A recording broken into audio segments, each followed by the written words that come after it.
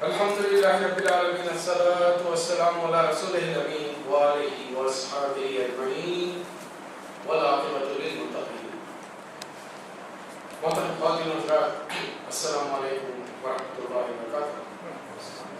اعوذ باللہ من الشیطان الرجیم، بسم اللہ الرحمن الرحیم. اقرأ باسم ربک الذی خلق خلق الانسان من علق اقرأ وربک الاکرم الذي علم بالقلم علم الانسان ما لم يعلم. صدق اللہ مولانا العظیم. سورۃ العلق کی ابتدائی 5 آیات آپ کے سامنے تلاوت کی. اس سے پہلے کہ ان آیات پر بات ہو، تمہیدی طور پر سیرت نبی صلی اللہ علیہ وسلم کے ذکر میں ہم 5 پیغمبروں کا تذکرہ واقعات ہم نے قرآن کی روشنی میں بیان کیے ہیں. اس کے بعد میں گزشتہ ہفتے سے سیرت پر ہماری بات ہو رہی ہے کہ ولادت سے لے کر 35 سال کی عمر تک نبی کریم صلی اللہ علیہ وسلم کی زندگی میں جو اہم واقعات پیش آئے آپ کے سامنے خدمت میں رکھے گئے. آخری واقعہ جب آپ کی عمر مبارک 35 سال تھی، مکے میں ایک بڑا طوفان آیا جس سے کعبۃ اللہ کی دیواریں کمزور پڑ گئی اور گرنے کے قریب ہو گئے. قریش مکہ نے دیکھا کہ اب اس کی تعمیر نو ضروری ہے، لہذا انہوں نے اعلان کیا کہ کعبۃ اللہ کی تعمیر میں جو پیسہ لگے گا وہ تمام کی تمام حلال آمدنی ہے. اور یہ فیصلہ کس نے کیا؟ ان لوگوں نے جو شراب کے دھنی تھے، بدکاریوں کے ماہر تھے، جوا کھیلنے کے اندر یکتا تھے، ڈاکے ڈالنا ان کا پیشہ تھا، کعبۃ اللہ کا ننگا طواف کرتے تھے، اپنی بیٹیوں کو زندہ قتل کرتے تھے. یعنی مجموعی طور پر کوئی برائی ایسی نہیں تھی جو اس سوسائٹی اور معاشرے میں نہیں تھی. لیکن ہر دور میں برائی کو برائی سمجھا گیا، نیکی کو نیکی سمجھا گیا. مال جمع ہوا، کعبے کی تعمیر ہو گئی. اللہ تعالیٰ نے دنیا والوں کے سامنے یہ ظاہر کرنا چاہا کہ تمہاری بستی میں ایک ہی قابل انسان ہے، معتبر انسان ہے، جو صادق اور امین کہہ کے تم بستی میں برسوں سے پکار رہے ہو. دنیا کے معاملات میں تم اس پر متفق ہوتے ہو. دراصل کعبے کی تعمیر کے بعد جب حجر اسود نصب کرنے کا موقع آیا تو تلواریں نکل گئی. ہر قبیلے والے نے یہ ڈیمانڈ کیا کہ یہ کام میرا قبیلے کا سردار کرے. اور اس وقت جب تلواریں نکل گئی حرم کے حدود میں، ایک بوڑھے نے، ضعیف انسان نے مشورہ دیا کہ جھگڑا کیوں کرتے ہو؟ ابھی جو کعبۃ اللہ کے دروازے میں سے داخل ہو کر اندر آ جائے اس کو تم اپنا جج بنا دو، اس کے فیصلے کو آخری فیصلہ کرو. اللہ تعالیٰ کی ٹائمنگز دیکھیے آپ کہ ٹھیک اس وقت حضور اکرم صلی اللہ علیہ وسلم وہاں سے تشریف لائے. اور پھر لوگوں نے جب آپ کو دیکھا تو بڑی زور سے نعرہ لگایا، ھذا محمد رضینا، یہ تو محمد صلی اللہ علیہ وسلم ہے، ہم پر راضی. اب نبی صلی اللہ علیہ وسلم کو اللہ نے جو تدبیر سکھائی وہ اتنی خوبصورت تھی کہ حضور اکرم صلی اللہ علیہ وسلم نے جب دیکھا کہ آپ کو جج بنایا گیا ہے، فیصلہ کرنے کے لیے ذمہ داری دی گئی، آپ نے بڑی سی چادر منگائی، حجر اسود اپنے ہاتھوں سے اٹھایا، چادر کے بیچوں بیچ رکھ دیا اور تمام قبیلوں کے سرداروں سے کہا کہ آپ سب مل کر اس چادر کو اٹھائیے اور دیوار تک پہنچا دیجیے. سارے لوگوں نے دیوار تک اس چادر، تمام سرداروں نے، بڑے بڑے ان کے لیڈروں نے چادر تھامی، حجر اسود کو ہاتھ نہیں لگایا، چادر تھامی، دیوار تک پہنچ گئے. نبی صلی اللہ علیہ وسلم نے وہ چادر میں سے پتھر دیا حجر اسود اور دیوار میں لگا دیا. سارے خوش ہوئے کہ بھئی حجر اسود کو نصب کرنے میں ہر قبیلے کے سردار نے اپنا حصہ ڈالا ہے. کسی قسم کے جھگڑے کی کوئی بات ہی نہیں. اللہ نے ثابت کر دیا کہ میرا نبی وہ واحد انسان ہے تمہاری بستی کا جس پر ہر انسان راضی ہو سکتا ہے. کہ میں خاص طور پر emphasize کر کے زور دے کر کہہ رہا ہوں کہ وہی نبی جب خالص اسلام کی دعوت دے گا تو برتاؤ کیسا ہو، یہ محسوس کیا۔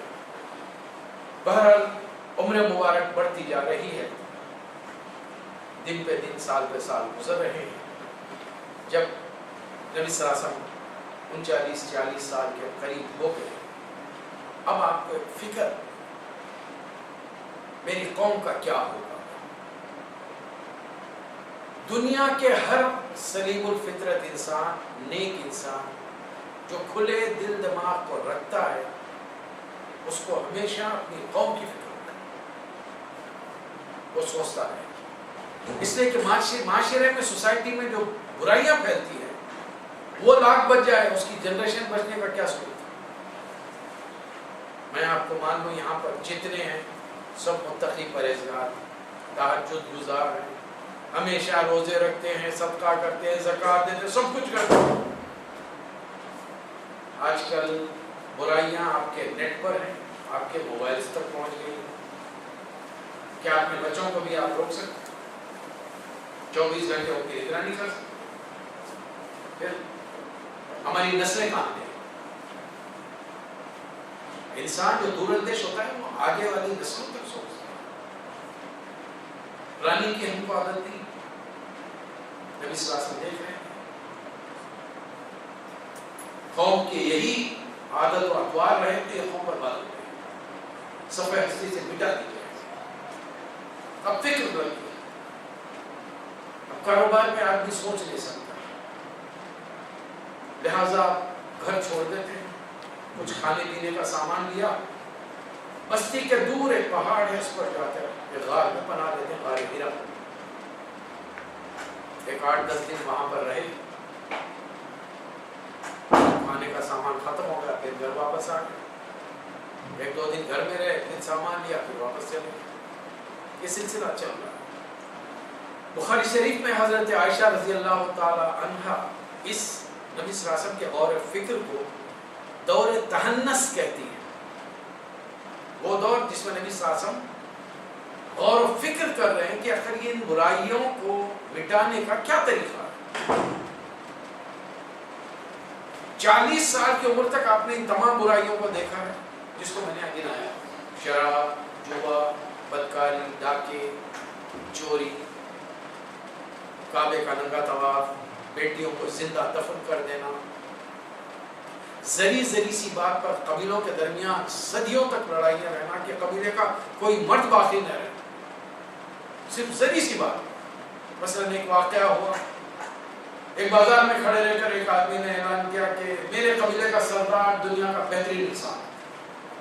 دوسرے قبیلے والے وہاں موجود تھے، ایک کو جوش آ گیا، اس نے کہا کیسے اس نے اس کو ایک تھپڑ مارا، اس نے جواب میں اس کی گردن اڑائی، تم نے ہمارے قبیلے کے آدمی کی گردن اڑائی۔ اب 2 قبیلوں میں انتقامی جنگ ہو رہی ہے سال ہر سال۔ اب یہ نہیں ہے کہ جس آدمی نے ہمارا فرض کیا اس کا دوسرے دن انتقال ہو گیا، اس کو بخشا نہیں جائے گا۔ اب اس کے خاندان کے کسی مرد کو، اس کے بیٹے کو، بھائی کو، عزیز کو، چچا کو، اس کو مارا، ادھر سے یہ ماریں گے ادھر سے وہ ماریں گے، سال ہر سال تک یہ لڑائی ہوتی ہے۔ یہ کہ اب ایسے موقع پر نبی صلی اللہ علیہ وسلم اور فکر کر رہے ہیں، راتوں کو جب آتے ہیں اور قیام کرتے ہیں تو بخاری کی حدیث کے مطابق نیند میں سے بے چین ہو کر اٹھتے ہیں، میں لات کو نہیں مانتا، میں عزا کو نہیں مانتا، میں منات کو نہیں مانتا، میں حبل کو نہیں مانتا۔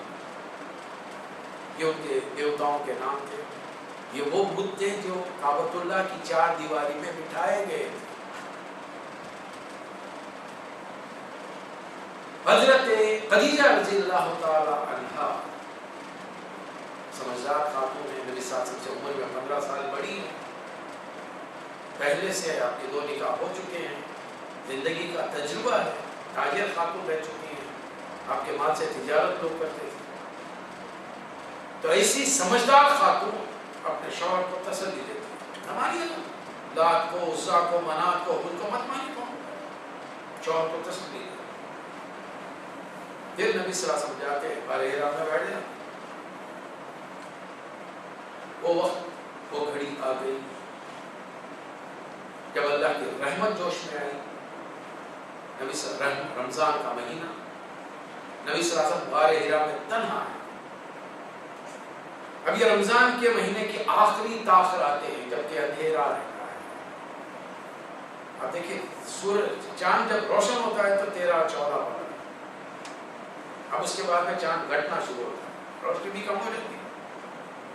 آخری 10 دنوں کی تاخرات میں سے کوئی ایک تاخرات ہوتی ہے, 21, 23, 25, 27, 29.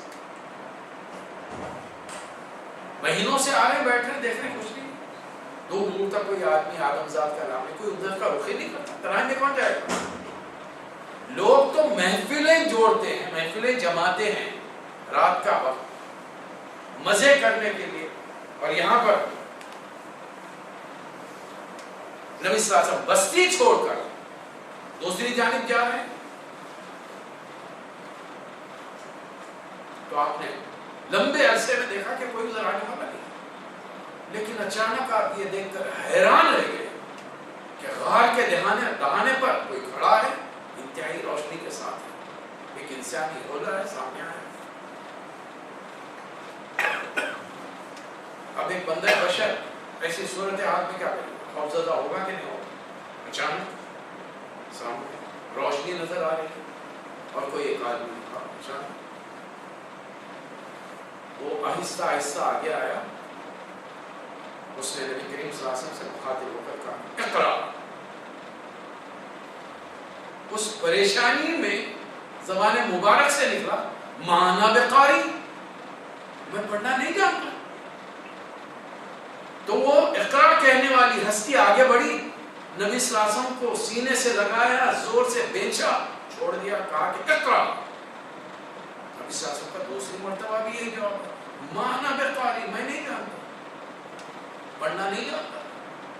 2 بار بیچا, تیسری بار کہا, تیسری بار بیچا, وہی جواب. اب چوتھی بار جبرائیل تھے جو اللہ کا پیغام, آخری پیغام کی پہلی قسط انسٹالمنٹ لے کر آئے تھے. سورۃ العلق کی ابتدائی 5 آیات. جبرائیل نے دہرانا شروع کیا اقرا بسم ربک الذی خلق. نبی صلی اللہ علیہ وسلم دہرانا الذی علم بالقلم. اقرا بسم ربک الذی خلق خلق الانسان من علق اقرا وربک الاکرم الذی علم بالقلم علم الانسان ما لم یعلم. 5 آیتیں دہرائیں. نبی صلی اللہ علیہ وسلم نے جبرائیل کے ساتھ ان آیتوں کو دہرایا. جبرائیل غائب ہو. اب نبی صلی اللہ علیہ وسلم پریشان, غار سے نکل کر دور دور تک دیکھا, کسی آدمی آدم ذات کا نام نشان نہیں. غار چھوڑ دیا. گھر کو اس حال میں آئے ہیں کہ آپ تھر تھر کانپ رہے ہیں. جب گھر پہنچے تو زوجہ محترمہ حضرت خدیجہ رضی اللہ تعالیٰ عنہ سے فرمایا زملونی زملونی, مجھے اٹھا دو, مجھے اٹھا دو. انا خشیت لنفسی, مجھے جان کا ڈر ہو رہا ہے, مجھے اپنی جان کا ڈر. سمجھدار خاتون تھی, میں نے عرض کیا کہ عمر رسیدہ تھی. ایک اندازہ ہو گیا کہ کچھ واقعہ ہوا ہے. کوئی نہ سمجھ کا عمر رہتی تو سوالات شروع ہوتی, کیا ہوا, کدھر ہوا, پہلے بتاؤ تو صحیح. انہوں نے یہ تمام چیزیں نہیں. سمجھدار خاتون نے کہا کہ پہلے اس وقت شوہر کو ریلیکسنگ پوزیشن میں لاؤ تاکہ وہ سکون میں آ جائے. کمبل لایا, اڑا دیا. تھوڑی دیر تک انتظار کرتے, بازو بیٹھے انتظار. اب جب ذری دیر کے بعد میں اپنے گھر میں آدمی اپنے ماحول میں جب آ جائے تو اس کا ڈر, خوف, جو بھی کیفیت ہے وہ دور ہو جاتی, نارمل ہو جاتی. اب جب وہ کیفیت ہوئی تو حضرت خدیجہ نے پوچھا کیا؟ نبی صلی اللہ علیہ وسلم نے سارا واقعہ بیان. غار میں تنہا بیٹھا تھا میں, اچانک ایک روشنی نظر آئی, آدمی نما انسان تھا, وہ میرے قریب آیا, آ کر کہنے لگا اقرا. میں نے کہا کہ مانا بقاری. اس نے مجھے زور سے سینے سے دبایا, گلے سے لگا کر بیچا, چھوڑ دیا. 2-3 بار کیا, پھر میں نے اسی کے ساتھ وہ کلمات دہرائے. یہ واقعہ مجھے میری جان کا ڈر ہے. اسلام قبول کرنے والی پہلی خاتون ہے, رسول اللہ صلی اللہ علیہ وسلم کی رسالت کی تبلیغ کرنے, تصدیق کرنے والی پہلی خاتون حضرت خدیجہ رضی اللہ تعالیٰ ام المومنین، تمام قیامت تک ایمان لانے والوں کی ماں، جو کروڑوں اربوں خربوں کی تعداد میں ہوگی انشاءاللہ، ان سب کی ماں فوری زبان سے نکلا کہ اللہ آپ کو ضائع نہیں کرے گا، آپ یتیموں، بیواؤں، مسکینوں، مسافروں سب کی تواضع کرتے ہیں، خاطر کرتے ہیں، مدد کرتے ہیں، ان کی حاجتوں ضرورتوں کو پورا کرتے ہیں، اللہ آپ کو ضائع نہیں کرے گا۔ یعنی کوئی شیطان نہیں ہے، یہ وسوسہ نہیں ہے جس سے آپ کو ڈرنے کی ضرورت ہے، یہ یقین اللہ کی طرف سے، آپ اللہ کے رسول ہیں۔ چند گھنٹے گزرے، صبح ہوئی، نبی صلی اللہ علیہ وسلم کا ہاتھ پکڑی اور سیدھا اپنے چچا زاد بھائی حضرت ورقہ بن نوفل کے پاس پہنچ گئی۔ یہ حضرت بہت بوڑھے ہو گئے تھے، چچا زاد بھائی ہیں حضرت خدیجہ کے، ان کو دین کا ایک شوق تھا، مشرک ماحول میں پیدا ہوئے لیکن طبیعت میں جستجو ہوتی ہے بعض لوگوں کی، انہوں نے کہا کہ نہیں، ان بتوں کو میں نہیں مان سکتا، تحقیق کی، جا کر عیسائی مذہب کو قبول کیا، انجیل اور تورات پڑھتے تھے، لکھتے تھے، ضعیف ہو گئے تھے، کسی حد تک بینائی متاثر ہو گئی۔ حضرت خدیجہ نے لے جا کر کہا کہ ذرا دیکھو آپ کے بھتیجے کیا کہتے ہیں۔ نبی صلی اللہ علیہ وسلم نے ان کے سامنے واقعہ بیان کیا۔ جب رسول اللہ صلی اللہ علیہ وسلم نے واقعہ بیان کیا تو حضرت ورقہ بن نوفل نے کہا کہ یہ تو وہی فرشتہ ہے جو موسیٰ کے پاس آتا تھا، وہ جو رات میں آیا تھا وہ فرشتہ ہے، یہ وہی فرشتہ ناموس ہے جو موسیٰ کے پاس آتا تھا علیہ السلام۔ انہوں نے بھی تصدیق کی نبی کریم صلی اللہ علیہ وسلم کی رسالت کی، لیکن بڑی ایک انوکھی بات کہنے لگے کہ اے محمد صلی اللہ علیہ وسلم، اگر میں اس وقت زندہ رہا جب آپ کی قوم آپ کو مکے سے نکال دے گی تو میں انشاءاللہ آپ کی بڑی مدد کروں۔ نبی صلی اللہ علیہ وسلم کو شوق ہوا، مکے والے مجھے مکے سے نکال دیں گے؟ وہ مکے والے جو 40 سال سے مجھے صادق اور امین کہہ کے پکار رہے ہیں، میرے فیصلوں کو، مشوروں کو قبول کرتے ہیں، وہ مجھے مکے سے نکال دیں گے؟ کہنے لگے کہ ہاں، کبھی کسی قوم میں ایسا نہیں ہوا کہ جو دعوت آپ لے کر آئے ہیں، جو پیغام اللہ کا لے کر آئے ہیں، اس کو سننے کے بعد قوم نے کسی بھی پیغمبر کو اپنے ساتھ رکھا ہو، اس کے ساتھ اچھا سلوک کیا۔ نبی صلی اللہ علیہ وسلم گھر آ گئے، گھر پہنچے، جبرائیل آ گئے، وضو کا طریقہ بتا دیا، 2 رکعت نفل نماز پڑھنے کا طریقہ بتا دیا۔ امتیوں پر، رسول اللہ علیہ وسلم کے ماننے والوں پر نماز نبوت کے 12ویں سال فرض ہوئی، معراج کے مہینے میں 27 رجب کو، معراج کے واقعے موقع پر رجب کے مہینے میں 27 رجب، یہ 12واں سال، نبوت کے 12ویں سال کا واقعہ ہے۔ اور یہاں نبی صلی اللہ علیہ وسلم کو دوسرے دن فرض ہوا، رات میں وہی اتری، صبح میں نماز کا طریقہ بتا دیا، وضو کا طریقہ بتا دیا۔ نماز کا مختصر ایک انداز دیکھ لیں، اگر اس پہ کانشیسلی، انٹینشنلی، شعور کے ساتھ اگر آپ عمل کریں گے، آج کے بعد میں آپ کی نماز کی کیفیت بدل جائے گی، مگر وہ دھیان رہنا چاہیے۔ نمبر 1، قیام میں جب آپ نماز میں کھڑے رہیں تو آپ کی نظریں ایگزیکٹلی اس جگہ پر ہونی چاہیے جہاں آپ سجدہ کرنے والے ہیں، پیشانی ٹکنے والی۔ اور جیسے ہی آپ نے نماز کی نیت باندھی، اللہ اکبر ہاتھ باندھ دیے، آپ کی نظریں وہاں جم جانی چاہیے، اور آپ کا جسم بالکل اسٹریٹ پوزیشن، چاہے خاتون ہو یا مرد ہو۔ بعض حضرات گھڑی کے پینڈولم کی طرح جھولتے رہتے ہیں، بعض حضرات پیروں پہ ایسا اچھلتے رہتے ہیں، بعض حضرات کھجاتے رہتے ہیں، ستار بھی چل رہا، بلڈوزر بھی چل رہا، ادھر کھجا رہے، جیب میں بھی۔ آج کل وہ سب نہیں ہے، موبائل آیا، کس کا آیا، ارجنٹ ہے نہیں ہے، دیکھو اس کو، نہیں ارجنٹ نہیں ہے تو سائلنٹ کر دیں، تو اب کیا کروں، پریشان، دوسرے ڈسٹرب ہو رہے، ہم مصروف رہتے ہیں۔ فوری یہ احساس ہو کہ میں نماز میں اللہ کے دربار میں کھڑا ہوں، نظریں میری وہاں سے ہونی چاہیے، اور میں ایسا کھڑے رہوں جیسا کہ میرے جسم سے روح نکالی گئی،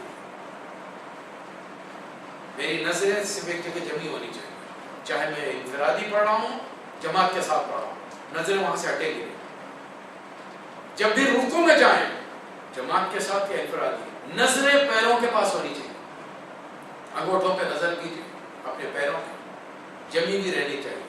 اس میں ایک فائدہ ہے، ناخن کتنے بڑھ گئے پتہ نہیں، خواتین ہو یا مرد حضرات۔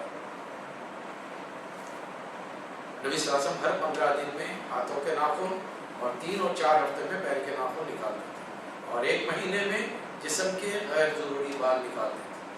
یہ نہ نکالنے پر 1 عدد گناہ ہماری کتاب میں لکھا جاتا ہے، نمبر 1۔ اور باقی نہ ہو تو علم اور حکمت کی، قرآن کی، حدیث کی باتیں سمجھ میں نہیں آتی، بھی کیئرفل، سمجھ میں نہیں آتی۔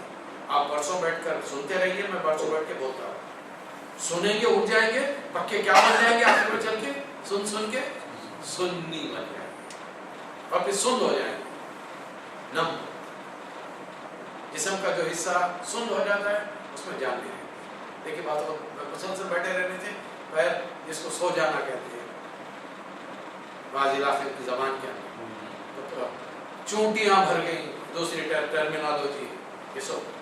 اب وہ آپ کھڑے نہیں رہ سکتے میڈیا، اب کافی دیر تک ہلانا جلانا، اس کے بعد میں بیدار ہوتے ہیں، آدمی نم ہو جاتا ہے۔ یہ پاکی صفائی شرط ہے۔ رکوع کے بعد سیدھا کھڑے رہ کر سجدے میں گئے، اب آپ اپنی ناک کو دیکھیں، سجدے سے اٹھے رکوع میں قاعدے میں بیٹھ گئے، اب آپ اپنے بیچ گود میں دیکھیں، پھر سجدے میں گئے، ناک میں دیکھیں، آخری قاعدے میں جب بیٹھیں گے سلام پھیرنے تک گود میں دیکھیں۔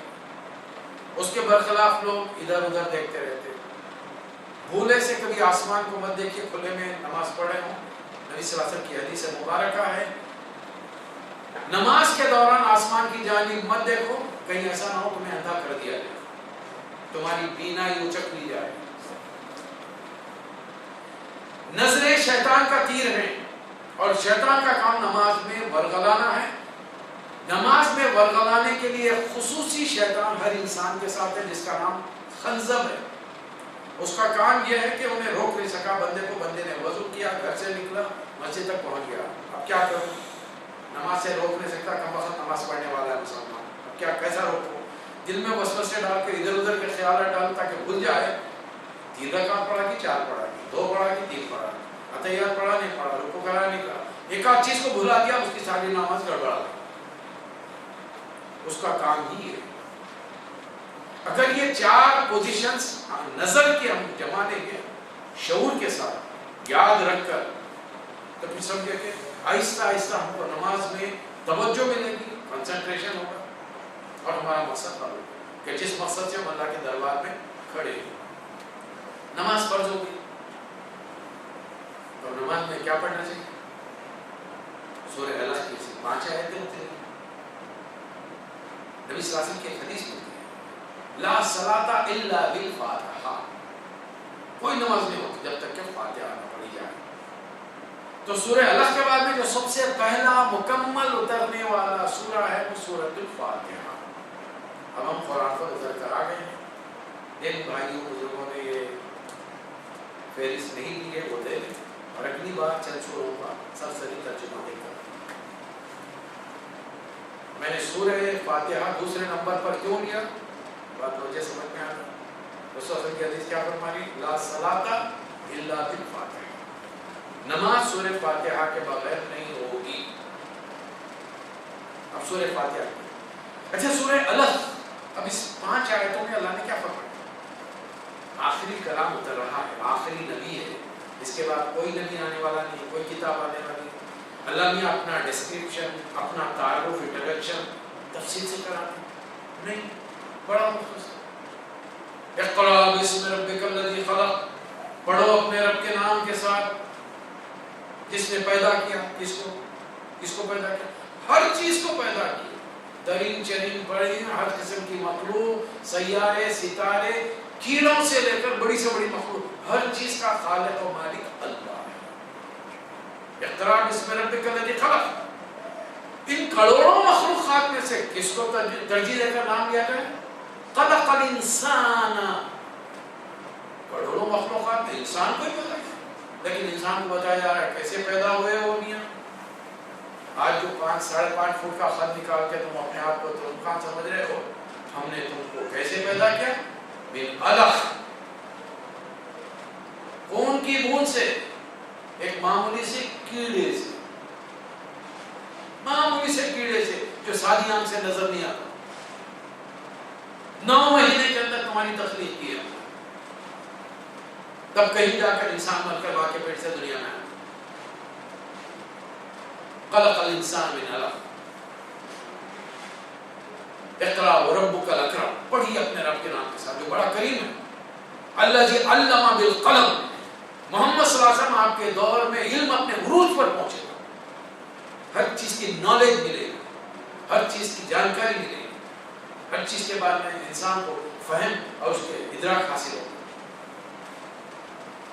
علم الانسان ما لم یعلم، انسان کو وہ باتیں بتائی جو آج تک وہ معلوم نہیں تھی۔ نبی صلی اللہ علیہ وسلم سے پہلے 1,24,000 یا 40,000 پیغمبر آئے، کروڑوں بلینز انسان آئے ہوں گے، لیکن اس دور کا انسان زمین سے کبھی اوپر نہیں ہو سکتا، اڑ کے نہیں جا سکتا۔ انسان، میں پیغمبروں کی بات نہیں کر رہا، ہو سکتا ہے حضرت سلیمان علیہ السلام گھوڑے پر اڑ کے جاتے ہوں، کوئی اور پیغمبر معجزے بتائیں، میں امتیوں کی، انسانوں کی بات کر رہا ہوں۔ اس کے برخلاف نبی صلی اللہ علیہ وسلم کے زمانے میں ہم سب ولی اللہ، بزرگان دین، پیغمبر، ہم سب یہ ہیں کافر، کروڑوں، ہوا میں اڑے نہیں اڑے۔ عام اسلام مسلمان تھا نہیں تھا، چاند پہ گیا، کافر چاند پہ چلا گیا، غیر مسلم چاند پہ گیا، ایسا گیا۔ یہ علم کا دور ہے، اور اے محمد صلی اللہ علیہ وسلم جو کلام ہم آپ پہ نازل کریں یہ سراسر علم کی جڑ بنیاد ہے، ام الکتاب ہے یہ۔ اللہ نے اپنا کوئی تعارف نہیں کرا، جنت تعارف کرا کے چھوڑ دیا۔ آپ کے رب نے ہر چیز کو پیدا کیا ہے، قلم پیدا کیا ہے آپ کے لیے۔ قلم ایک زمانے میں تصور یہ تھا کہ لکڑی کو دھاڑ سے کاٹ کر ڈالی کو نوکدار بنایا جائے، ایک چھوٹی سی بوتل میں سیاہی رکھی جائے، اس میں ڈبا ڈبا کے لکھا جائے، اور جب لکھتے لکھتے تھک گئے تو کان میں اڑا لیا۔ پرانے زمانے میں کیلیگرافی ایسی ہوتی۔ قلم بولے تو آج بھی تصور یہی ہے نا، یہی قلم ہے۔ میں کہہ رہا ہوں یہ قلم نہیں ہے، اور بھی قلم ہے۔ آپ کا موبائل قلم ہے، میسج بھیجتے نہیں بھیجتے، اس میں قلم کا ہے۔ آپ کا کمپیوٹر قلم ہے، ٹائپ رائٹر قلم ہے۔ آپ لکھ رہے ہیں، پریزرو کر رہے ہیں، سیو کر رہے ہیں، امیڈیٹلی ہزاروں مقامات ایک وقت میں بھیج رہے ہیں۔ کسی نبی نے ایسے نہیں کیا، ایک وقت پیغام لکھا اور ساری دنیا میں نشر کر دیا، ہوا ایسا؟ کبھی نہیں ہوا، تاریخ کے اندر کبھی نہیں ہوا ایسا۔ لیکن الحمدللہ ہمارے نبی کے زمانے میں ہو رہا ہے، تبلیغ کے راستے آسان ہو گئے۔ اب یہ بات یہ ہے کہ ہم کام بھول گئے، ہم اپنی ذمہ داری بھول گئے۔ اتنی سہولتوں کے بعد میں تبلیغ کو کرنا چاہیے تھا نا۔ میرا SMS تو زیادہ ہے، امی جان کو، بیچلر اگر ہوں تو امی جان کو، ابا جان کو جائے گا، بھائی جان کو، دوست کو جائے گا، شادی شدہ ہوں تو بیگم کو، بچوں کو جائے گا۔ SMS تو دیتا چل رہے ہیں۔ دنیا کا کام کرتے ہوئے دین کا بھی تو کچھ ہونا چاہیے نا۔ ایک غیر مسلم دوست کو اللہ کا تعارف کرائیں، رسول کا تعارف کرائیں۔ ہم ڈرتے ہیں، کیوں نہیں کراتے؟ اس لیے کہ میں خود وہ کام نہیں کرتا۔ یہ رسول کون ہے، کیا کرتے تھے؟ ہمارے رسول بڑے سچے تھے۔ کل بھی تو کا جھوٹا ہے، دفتر میں جب دیکھو، کہا فیکٹری میں، دکان پہ جھوٹ ہی بولتے رہے۔ اس لیے چونکہ میرے جھوٹ کا پول کھولتا، میں نبی کا ہوا ذکر ہی نہیں کرتا کہ وہ سچے تھے، مسئلہ ہو جاتا ہے ہمارے ساتھ۔ جبکہ ہمارے نبی نے پہلے دن سے ہمیں کو کیا، یہ پیغام کو پہنچا۔ اچھا، یہ پیغام جبرائیل آئے، بات چیت ہوئی، تمام چیزیں ہوئی، ذری دیر میں دیکھا رات میں کون ایمان لایا؟ حضرت خدیجہ رضی اللہ عنہ۔ ابھی بیٹھے ہیں نبی صلی اللہ علیہ وسلم آ کر، حضرت صدیق پہنچ گئے، وہ دراصل حضرت خدیجہ کے بھتیجے حضرت حکیم بن حزام کے گھر میں بیٹھے ہوئے تھے، گھر کی نوکرانی ہو گئی وہاں پر۔ اسے معلوم تھا کہ نبی صلی اللہ علیہ وسلم اور حضرت ابوبکر صدیق بڑے گہرے دوست ہیں، اٹھنا بیٹھنا ملنا جلنا ساتھ ساتھ ہے۔ فوری ان کی زبان سے اس کام کرنے والے کی لکھا، رات تمہارے دوست کچھ پریشان آئے تھے، کچھ پرابلم ہے؟ ہاں، انگریزی نہیں ہوتی، تو حضرت صدیق پریشان ہو گئے، سیدھا اٹھے، کیا ہوا؟ صلی اللہ علیہ وسلم نے بلا تکلف، چونکہ بچپن کے ساتھ ہے، بلا تکلف آپ سے کام واقعہ بیان کیا۔ جیسے ہی واقعہ سنا آپ نے کہا کہ ہاتھ بڑھائیے، میں بیعت کرتا ہوں کہ بے شک آپ نبی ہیں، آپ کو نبی ہونا ہی چاہیے۔ نبی صلی اللہ علیہ وسلم نے حضرت صدیق کی جو تعریف کی ہے، میں نے اسلام جس کسی کے سامنے پیش کیا وہ جھجکا، ٹھٹکا، رک گیا، تذبذب میں پڑ گیا، سوائے صدیق۔ صدیق نے سب سے بڑھ کر پہلے بغیر رکاوٹ کے سیکنڈ توقف کیا کہ مجھ پر ایمان کیا۔ تو حضرت ابو بکر صدیق اکبر ہے اور حضرت خدیجہ صدیقۃ الکبریٰ ہے، یہ دو ایمان لائے۔ تیسرے فرد غلام ہیں جن کو آپ نے منہ بولا بیٹا بنایا، حضرت زید بن حارثہ، وہ ایمان لائے۔ چوتھے بچوں میں 10 سال کے ہیں حضرت علی، نبی صلی اللہ علیہ وسلم نے حضرت علی سے کہا کہ شاید 8 سال کے ہیں، علی اللہ نے مجھے نبی بنایا ہے اور یہ کام دے کر بھیجا ہے، میں چاہتا ہوں کہ تم یہ بات قبول کرو۔ حضرت علی نے کہا کہ ابا سے مشورہ کرو، گئے والد سے پوچھا، ابو طالب سے جو کعبۃ اللہ کے متولی ہیں، بنو ہاشم کے سردار ہیں۔ تو حضرت ابو طالب نے کہا کہ اپنے چچا زاد بھائی کی بات مان، وہ بھی ایمان۔ 4 آدمی ایمان لا چکے، 4 آدمی ایمان لا چکے ایک دن۔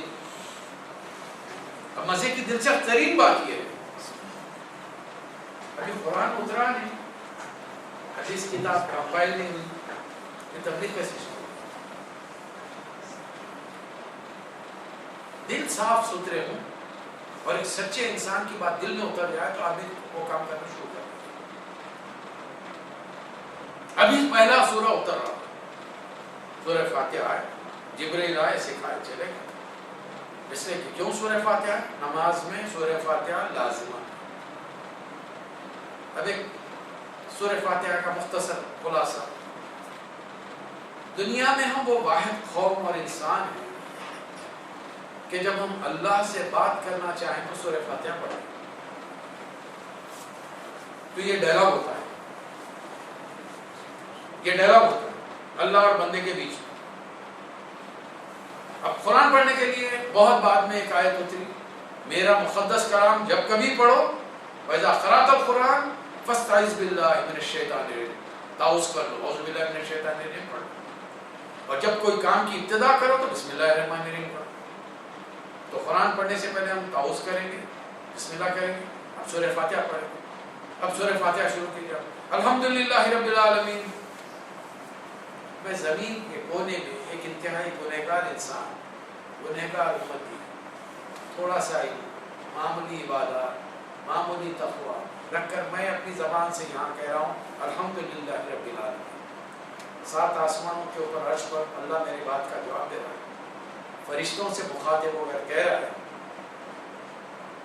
حمدنی عبدی، میرے بندے نے میری تعریف بیان کی ہے، فرشتوں گوارا۔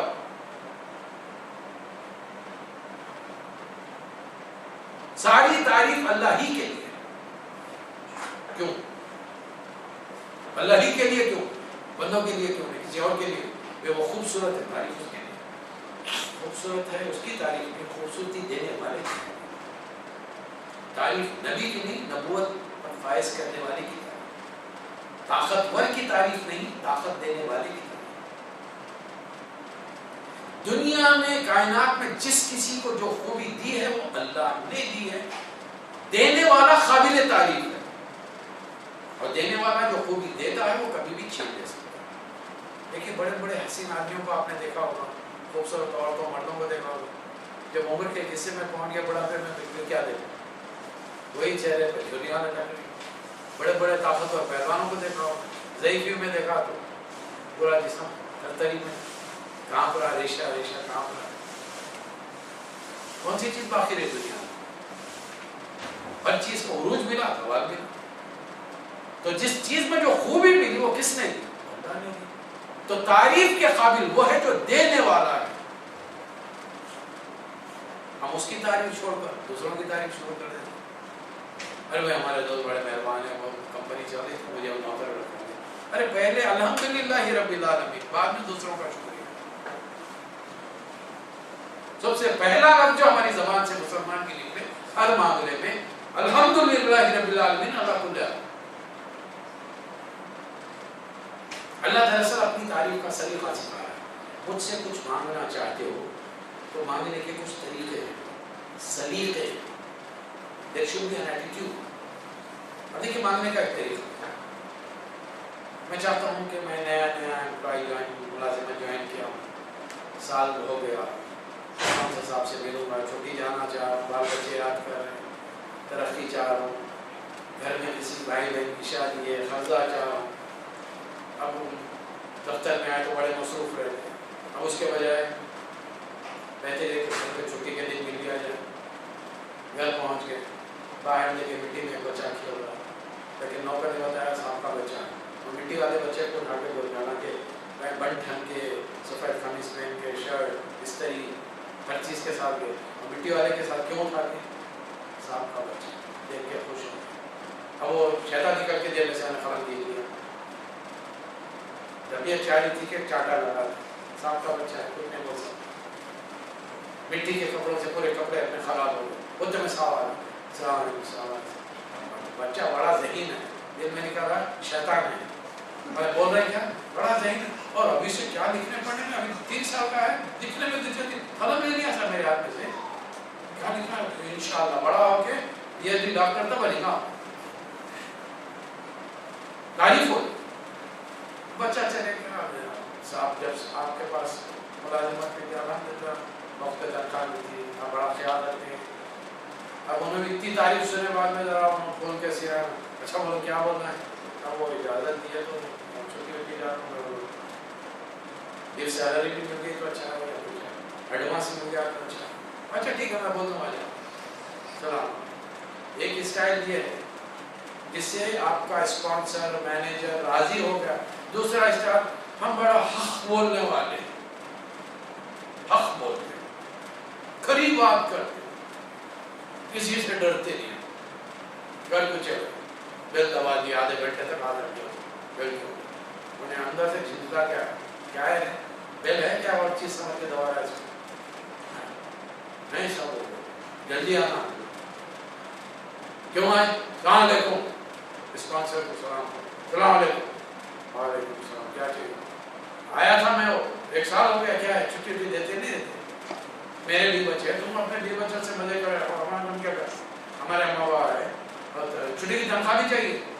ہاں مینیجر بول رہا فائنانس نہیں دیتا, کچھ کرو آپ, ایسا کیسا, کمپنی کو چھوڑ کے بیٹھے 8 دن آفس کے لیے, میں حق بول رہا ہوں.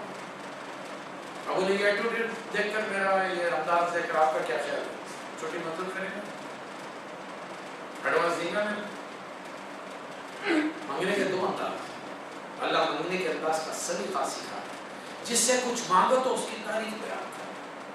تو پہلی تعریف کیا کی, الحمدللہ رب العالمین, بندے نے زمین پر کہا, اللہ آسمان میں کہہ رہا ہے حمدنی عبدی, میرے بندے نے میری حمد بیان کی ہے. ہم نے کہا خالی تعریف سے میرا رب کیسا ہے, الرحمن الرحیم, بڑا ہی مہربان. رحمان ایسا مہربان کہ اس کی رحمت کا سمندر بھرا ہوا لبریز ہے, بس چھلکنا ہے. رحیم, اس کی رحمت اتنی ہے کہ وہ بہتا رہے سمندر سے پانی, کبھی ختم ہونے والا نہیں, اس کی رحمت کبھی ختم ہونے والی نہیں. ثنائی عبدی, میرے بندے نے میری ثنا بیان کی. 2 لفظ میں زمین پہ بولا, اللہ آسمانوں پہ فرشتوں کے بیچ میں بتایا کہ زمین پہ بیٹھا ہوا یہ گنہگار بندہ میرے محمد نبی صلی اللہ علیہ وسلم کا امتی میری ثنا بیان کر رہا ہے. ثنائی عبدی, میرا بندہ ہے یہ. ہماری زبان سے نکلا مالک یوم الدین, مجدنی عبدی, فرشتوں اس بندے نے میری بزرگی بیان کی ہے کہ قیامت کے دن کا بادشاہ ہے. اللہ یہاں پر ایک راز بھی سکھا رہا ہے میرے کو. بہت سارے لوگ دنیا میں سب کام کرتے رہتے ہیں, اچھے برے کر کے کیا ہوتا ہے, اللہ کریم, اللہ فرمایا میں ہر وقت کریم نہیں ہوں. نیکیوں کی حد تک تو کریم ہو کے 1 کرو 10 نیکی دوں گا, برائیوں کی حد تک نہیں ہوں. مالک کیا مجھے پکڑو پاؤ, ایاک نعبد و ایاک نستعین, پروردگار میں تیری ہی بندگی کرتا ہوں اور تجھی سے مدد مانگتا ہوں. ھذا بینی و بین عبدی، یہ میرے اور میرے بندے کے بیچ میں دونوں تقسیم ہے. یہ آیت تقسیم ہے. میرا بندہ مجھ سے عہد کر رہا ہے، ایگریمنٹ کر رہا ہے، وعدہ کر رہا ہے کہ وہ میری ہی بندگی کرے گا، میرے ساتھ کسی کو شریک نہیں کرے گا اور ہمیشہ مجھ سے مدد مانگے گا. اب مدد بندے نے کیا مانگی؟ اب اللہ دیکھیے، اللہ اس کائنات کا مالک ہے تو کیا مانگنا چاہیے؟ غلط میں آنے والوں کو کیا مانگنا چاہیے؟ پہلی چیز اچھی نوکری مل جائے، پھر نوکری کے ساتھ اچھی تنخواہ مل جائے. جو شادی شدہ ہے فیملی ادھر آ جائے، جو غیر شادی شدہ ہے اچھی چھوکری مل جائے، شادی ہو گئی اچھے بچے مل جائیں، اچھا اسکول مل جائے، اچھی پرورش ہو جائے، سب اچھے سے. جو دنیا کا بندہ رہتا وہ دنیا کی چیزیں مانگتا، جو اللہ کا بندہ رہتا وہی. اہدنا الصراط المستقیم، مجھے جو زندگی تو نے دی ہے میں مانتا ہوں میرا بنانے والا، چلانے والا، میری زندگی موت رزاق ہر چیز کا مالک تو ہے. تو نے میری تقدیر لکھ دی ہے، اب اس تقدیر کو کوئی بدل نہیں سکتا تیرے سوا، اس تقدیر کو جانتا بھی کوئی نہیں تیرے سوا. لہذا اب مجھے نہیں معلوم میری تقدیر میں تو نے کیا لکھا، لیکن میں عاجزی سے گزارش کر رہا ہوں مجھے سیدھا راستہ دکھا. اہدنا الصراط المستقیم، سیدھا راستہ. کس کا سیدھا راستہ؟ صراط الذین انعمت علیہم، ان لوگوں کا راستہ جن پر تیرا انعام ہوا ہے. کس پر انعام؟ دنیا میں انعام کس پر ہوا؟ فرعون پر، قارون پر، نمرود پر جو اللہ کے نافرمان تھے، ابو جہل پر، ابو لہب پر. دنیا کے انعام ہے نا. فرعون کہاں رہتا تھا؟ محل میں. موسیٰ علیہ السلام کہاں پیدا ہوئے؟ جھونپڑے میں. ابو جہل اپنے قبیلے کا سردار ہے، نبی صلی اللہ علیہ وسلم سردار نہیں ہے. آپ کے چچا حضرت ابو طالب بنو ہاشم کے سردار ہیں، نبی صلی اللہ علیہ وسلم بنو ہاشم کے آپ سردار نہیں ہیں. آپ کے پاس مال و دولت نہیں ہے. ابو جہل کے پاس بے شمار غلام ہیں، باغات ہیں، جائے ہے، جائیداد ہے، مال ہے، سب کچھ. موسیٰ علیہ السلام کے پاس کچھ نہیں ہے، فرعون کے پاس سب کچھ ہے. ابراہیم علیہ السلام کے پاس کچھ نہیں ہے، اس سے کہ باپ ابھی گدی پر بیٹھا ہوا ہے. نمرود کے پاس ہر چیز، بادشاہی ہے، مال و دولت ہے، فوج ہے، ہر چیز اس کے پاس ہے. لیکن سیدھے راستے پر کون؟ جنت میں جانے والے کون؟ نمرود جائے گا، فرعون جائے گا، حامان جائے گا، ابو جہل، ابو لہب جائیں گے، یہ تمام پیغمبر اور ان کے سچے امتی جائیں گے. صراط الذین انعمت علیہم غیر المغضوب علیہم ولا الضالین، ان لوگوں کا راستہ مت بتا ہے جن پر تیرا غضب نازل ہوا. یہ تمام مفسرین متفق ہیں یہ غضب یہودیوں کے بارے میں. دنیا کی دو بڑی قومیں، حضرت موسیٰ علیہ السلام کے ماننے والے جو آج اپنے آپ کو یہودی کہتے ہیں، عیسیٰ علیہ السلام کے ماننے والے جو اپنے آپ کو عیسائی کہتے ہیں. تو ہم اللہ سے پناہ مانگیں کہ ہمیں ان لوگوں میں شامل مت کر جس پر تیرا غضب نازل. اسی میں قرآن نے فیصلہ سنا دیا. یہودی وہ قوم ہے جس پر اللہ نے فرمایا ضربت علیہم الذلۃ والمسکنۃ وباؤوا بغضب من اللہ. یہ وہ قوم ہے جس پر ذلت، مسکنت تاریخ کر دی گئی، یہ اللہ کے غضب میں گرے ہوئے. Very clear. ولا الضالین، جو بھٹکے ہوئے، یہ کون ہے؟ یہ عیسیٰ علیہ السلام کے ماننے والے. ان کی تعلیم عیسیٰ علیہ السلام کی محفوظ نہیں ہے، لہذا انہوں نے شراب کو حلال کر دیا، خنزیر سور کو حلال کر دیا، دنیا بھر کی بدکاریوں کو حلال کر دیا. یہ تمام چیزیں انہوں نے اپنی طور پر یہ بھٹکے ہوئے. جیسے ہی 7ویں آیت ختم ہوئی، بندے نے اللہ کے رسول نے فرمایا، قرآن نے لکھا ہوا نہیں ہے، نبی نے فرمایا جب یہ 7 آیتیں تلاوت کر لو تو آمین. جس کی آمین آسمان کے فرشتوں کی آمین سے مل گئی، اس کے اگلے تیسرے گناہ معاف ہو گئے. 7 آیت. چونکہ ہمارا موضوع قرآن، سنت، صحابہ کرام کی زندگی تک ہے، فقہ نہیں. فقہ کے بارے میں جہاں جو شدتیں ہیں، 1-2 مختصر باتیں، میری باتوں کو فتویٰ نہیں سمجھتے. مسلمانوں کا ایک گروہ سمجھتا ہے کہ بسم اللہ الرحمن الرحیم زور سے پڑھنی چاہیے، آمین زور سے کہیں۔ دوسرا گروپ سمجھتا ہے کہ بسم اللہ الرحمن الرحیم آہستہ پڑھنی چاہیے، آمین آہستہ۔ ان دو باتوں کی بنیاد پر ایک دوسرے پر کفر کے فرق ہے،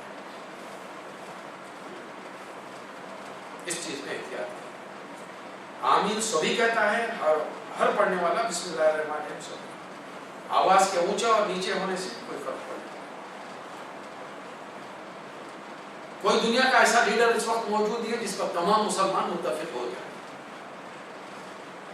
تو ہم کو انتظار کرنا چاہیے امام آخری امام مہدی جب آئیں گے تمام مسلمانوں کے پیچھے متفق ہو جائیں گے اور ایک ہی طریقے سے نماز پڑھیں گے، جب تک آپسی تفرقوں کو آگے بڑھا۔ ایک اور مسئلہ، ایک گروپ کہتا ہے کہ نماز میں بالکل خاموشی اختیار کرنی چاہیے باجماعت، چاہے وہ جہری ہو زور سے پڑھی جانے والی نماز فجر مغرب عشاء، یا سری ہو عصر اور ظہر جس میں آہستہ نماز پڑھی جاتی ہے، بس مختلف خاموش کھڑا رہے، امام پڑھے۔ دوسرا گروپ کہتا ہے کہ نہیں صاحب، ہر نماز میں امام بھی فاتحہ پڑھے گا، مقتدی بھی فاتحہ پڑھے گا۔ اس پر بھی ایک بہت بڑا فتنہ امت کو جس نے پھاڑ کے رکھ دیا، گروپ بنا دیے، گروپ ایسے بنائیں کہ شادیاں نہیں ہوتی، کاروبار نہیں ہوتے۔ غیر مسلموں سے تو ہم تعلق رکھ لیں گے، ان مسلمانوں سے نہیں رکھیں گے جو یہ گروپ اس کے ساتھ، یہ گروپ اس کے ساتھ۔ یہ ہے مسلمانوں میں تفرقہ۔ آمین زور سے کہنا، بسم اللہ الرحمن الرحیم زور سے کہنا یا آہستہ کہنا، یہ عقیدہ ہے، اس کو عقیدہ بولتے ہیں۔ فرقے جو بنتے ہیں وہ عقیدے کی بنیاد پر بنتے ہیں۔ عقیدہ کیا ہے؟ اللہ ایک ہے، اللہ دو ہے، اللہ تین ہے، یہ عقیدہ ہے۔ عقیدہ کیا ہے؟ حضور اکرم صلی اللہ علیہ وسلم خاتم النبیین ہیں۔ اگر میرا باپ، میرا بھائی، میرا بیٹا زبان سے یہ کہہ دے میں تمام پیغمبروں کو مانتا ہوں، نبی صلی اللہ علیہ وسلم کو خاتم النبی نہیں مانتا، ان کے بعد بھی نبی آنے والے ہیں، میرے نزدیک وہ کافر ہے، گردن زدی، گردن اڑانے کے قابل۔ یہ عقیدہ ہے۔ ہمارا عقیدہ کیا ہے؟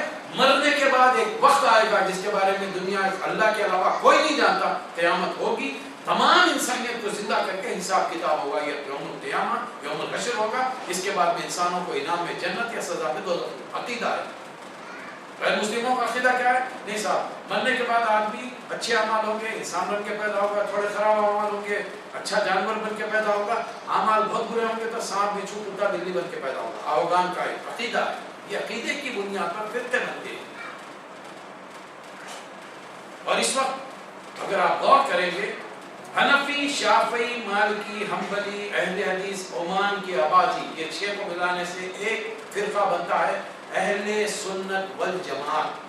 ان کے عقیدوں میں کوئی فرق نہیں ہے، لیکن ان تمام لوگوں نے چھوٹی چھوٹی باتوں کو ہاتھ یہاں باندھنا چھوڑ کے بنا، اس کو عقیدے سمجھ کر فرقے کر لیے ہیں، فرقے بنائے۔ ان سب کا 6 کا گروپ کا اسٹڈی کیجئے۔ عقیدے میں میں نے جو عقیدے بیان کیے تھے، عقیدہ توحید کا، رسالت کا، آخرت کا، جنت و دوزخ کو ماننے کا، فرشتوں کو ایک مخلوق ہے، جنوں کو ایک مخلوق ہے، یہ عقیدہ ہے۔ قیامت کے آنے جانے کا، تقدیر اللہ نے لکھی ہے ہماری زندگی میں، جو خیر اور شر ہے وہ اللہ کی طرف سے، یہ عقیدہ ہے۔ اس بنیاد پر اگر کوئی اختلاف ہو، عقیدہ بنا اس کو پھر ہم مثلا ایک مسلمانوں میں سے کچھ لوگ اٹھے، انہوں نے کہا کہ نہیں، محمد صلی اللہ علیہ وسلم خاتم النبی نہیں ہے، آپ کے بعد نبی آنے والا ہے۔ ایک ملک نے ان کو، قادیانیوں کو غیر مسلم قرار دیا، یہ عقیدہ ہے۔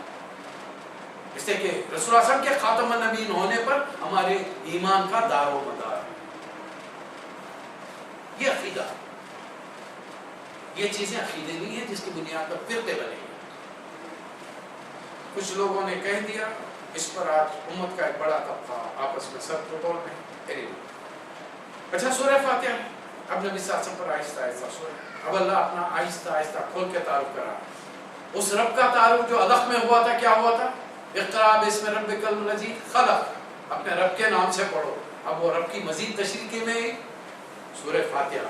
سورہ فاتحہ کے کئی نام، سبع مثانی، سورۃ الفاتحہ، ام الکتاب، سورۃ الرقیہ، اس کلام کو 7 آیتوں کو آپ اخلاص سے نیت سے پڑھ کر ایمان کے ساتھ اگر کسی پر پھونک دے، سانپ کاٹا ہوا ہو تو اثر ظاہر ہو جائے گا، سانپ کا اثر، اس کا زہر ظاہر ہو جائے گا، ختم ہو۔ لیکن شرط یہ ہے کہ اس کلام میں تو تاثیر وہی ہے، زبانوں کی تاثیر چلی، کیوں زبان کی تاثیر کیوں گئی؟ دل میں وہ ایمان اتنی شدت سے اترا ہے۔ فرق اتنا ہی، صحابہ اکرام یہ سمجھتے تھے محمد عربی صلی اللہ علیہ وسلم کی زبان مبارک سے جو نکل رہا ہے وہ فرما رہے ہیں کہ اللہ نے ڈائریکٹلی ہم سے کہا کہ یہ کلام میرا ہے، ہم سب کو معلوم ہو۔ صحابہ اکرام سے جبرائیل نے آ کے کہا کہ میں محمد صلی اللہ علیہ وسلم پر اللہ کا کلام نازل کر رہا ہوں، جبرائیل آدمی کی شکل میں سامنے ہے، فرشتے کی شکل میں سامنے آ کر صحابہ اکرام سے خطاب کریں۔ صحابہ کس پر ایمان لائے؟ حضور اکرم آپ کی زبان مبارک۔ نبی صلی اللہ علیہ وسلم نے فرما دیا یہ کلام میرا ہے، حدیث یہ کلام اللہ کا ہے، قرآن ہو گئے۔ قرآن کے بارے میں بھی ہم کو کس نے بتایا؟ حضور اکرم صلی اللہ علیہ وسلم۔ آپ کے کہنے ہی سے ہم نے قرآن کو قرآن سمجھا، اللہ کا خالص کلام۔ اور اس قرآن کے بارے میں اللہ نے فتویٰ دے دیا، فیصلہ کر دیا، اِنَّا نَحْنُ نَزَّلْنَاهُ الذِّكْرَ وَنَحْنُ لَهُ لَحَافِظُونَ۔ اس قرآن کے نازل کرنے والے بھی ہمیں، اس کی حفاظت کرنے والے بھی، اسے قرآن کو کوئی نقصان نہیں پہنچا سکتا۔ تم کمزور مسلمان ہو، محمد صلی اللہ علیہ وسلم کے بندے، تم حفاظت کیا کرو؟ اب دیکھیے نا ہمارے زمانے میں قرآن نعوذ باللہ من ذالک جلایا گیا، گندگی میں پھینکا گیا، ہم کیا کریں؟ ہم تو اپنے گھروں میں بیٹھے کھانے کھا رہے ہیں، مزے کر رہے ہیں، ہمارے ہاتھ دعاؤں کے لیے بھی نہیں اٹھ رہے کہ اللہ ایسا کرنے والوں کو تو پکڑ لے۔ اللہ ہم کمزور ہیں، ہمارا ایمان کمزور ہے، کم از کم دعائیں تو ہم کر سکتے ہیں نا۔ یہ واقعہ سن کے ہم سرسری ہو جاتے ہیں، وہ ہوتا سا، یہ ایمان کی کمزوری کی نشان ہے۔ آدمی کو یہ خبریں سن کر توبہ استغفار کرنا چاہیے، اللہ ہم تیرے نبی کے، تیرے محبوب نبی کے، امام الانبیاء کے کمزور امتی ہیں، خاتم النبیین کے کمزور امتی ہیں، ہم کچھ نہیں کر سک رہے دنیا میں۔ دنیا کی قومیں اتنی طاقتور ہو چکی ہے کہ تیرے کلام کے ساتھ گستاخی کریں، تیرے نبی کی شان میں گستاخی کریں، ہم کچھ نہیں کر۔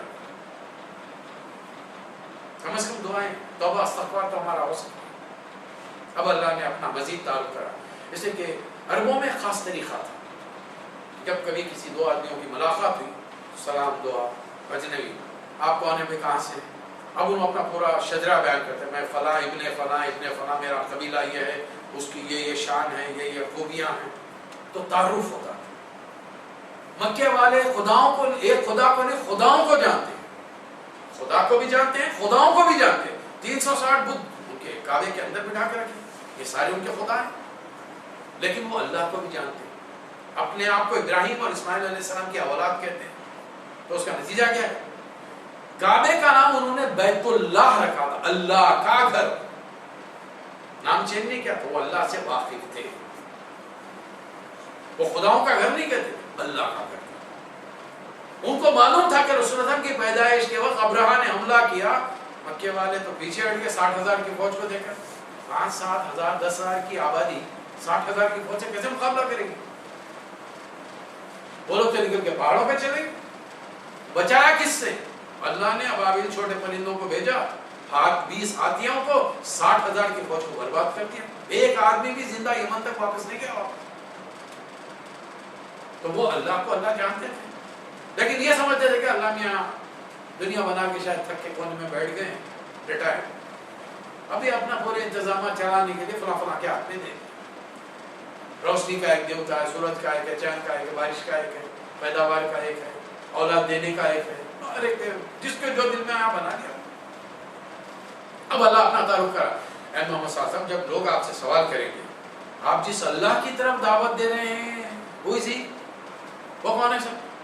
تو بڑی آسانی سے کہتے ہیں قل هو اللہ احد، اس پوری کائنات میں وہ ایک ہی ہستی جو ایک ہے، بخایا ہر چیز کے جوڑے،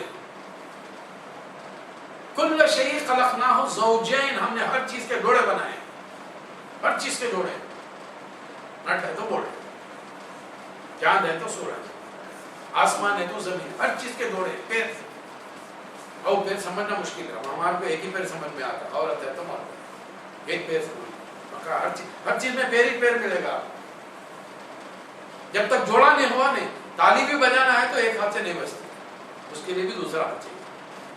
جوڑا ہے اس ہر چیز کا جوڑا, کائنات میں ہر چیز کا جوڑا. کہہ دیجئے اس پوری کائنات میں اگر ایک کوئی ہے تو میرا رب.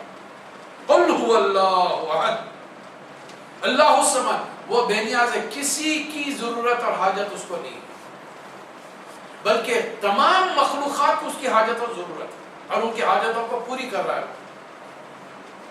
کسی کا رزق رک نہیں سکتا خلاق اکبر سے. سفید پتھر کے کیڑے کو غذا ملتی ہے پتھر سے, کسی کا رزق رکتا ہے. ہر کسی کا رزق اللہ دے رہا ہے, ہر کسی کی زندگی لکھ دیا ہے. کروڑوں مخلوق آ رہی ہے جا رہی ہے, آ رہی ہے جا رہی ہے, آ رہی ہے جا رہے ہیں. جانے والے کہاں جا رہے ہیں یہ تو معلوم ہے, آنے والے کہاں سے آ رہے ہیں. اتنا معلوم ہے کہ ایک عورت اور مرد نے نکاح کیا, جائز یا ناجائز کام کیا, نتیجے میں اولاد وجود میں آئی, لیکن یہ اس فیکٹری میں, عورت کے شکم میں, اس کے پیٹ کی اس فیکٹری میں کام کرنے والے کون ہیں؟ بلکہ اوور ٹائم چلو 24 گھنٹے. کوئی مخلوق ہے جو ایک کیڑے کو ایک انسانی شکل میں ڈال رہی ہے اور ہر چیز بڑی جگہ پر بنا رہی ہے. آج تک کوئی ایسا انسان پیدا نہیں ہوا جس کی آنکھیں پیچھے ہوں, ناک پیچھے لگی ہوئی, منہ 2-3 ہو اس کے, کان 4-5 ہو اس کے. کبھی ایسا ہوا کسی کو دیکھنے میں آیا؟ ملین بلین ٹریلین انسان بنے چلے جا رہے ہیں ایک ہی سانچے میں ڈلے رہا.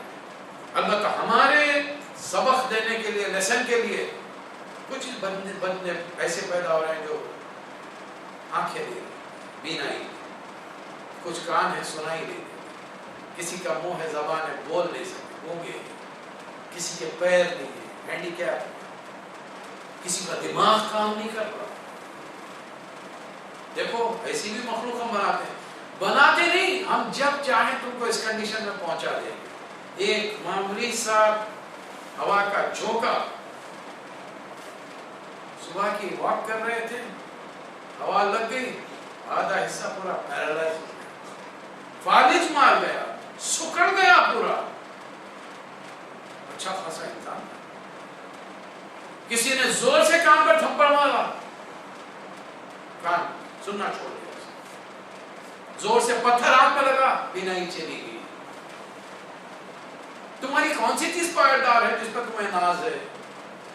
اچھا چلو ایک آدمی کو ہم بیمار نہیں ڈالتے, بچہ پیدا ہوا, دیکھ سکتا ہے, سن سکتا ہے, چل سکتا ہے, بول سکتا ہے, ہر چیز جسم مکمل ہے, کچھ کر نہیں سکتا.